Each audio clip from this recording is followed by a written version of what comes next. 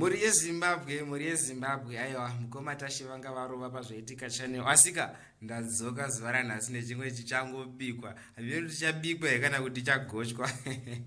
aiwa welcome to zvaitika channel nai kana mukoma tashi kana uri munyowani please press the subscription button wotena on notification bell kuitira kuti patina uploada something aurasikirwe aiwa hama dzangu ndine nyaya ndinaye panapa asi tisaitaenda kumberi ndava kuzokuzivisai kuti chikomana tashman chiri kudonedza album racho musa 25 May 2022 so chichange chiri pa live on Heavy FM na DJ C Clear sezvamuri kungoona pascreen apo ziposta racho rinenge rakatonyanya zvinotaurawo kuti album racho riri kuya mahora asi kanhai hama dzangu ndoti chiko zvandonzi mukoma tashi mune muri vachi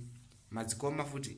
vaningina anzvadzi vanasisi ambene ikoko kana muri mai vakuru hai ndingoti mukoma kamukoma kadikidiki kamwana kamavenyike kupedzisira handitika right zvisinei ndiri kuti wonaika ipapo amai vanei vachiti mwana waenda kuchikoro ari kudzidza akaenda kupolytechnic kuti agoziva zvipiko vakomana vari kutorevha zvavo matroley kwaokei aiwa ndina nyaya ndinayo yakati kurei ibvai mazvionera much love from Komatashi.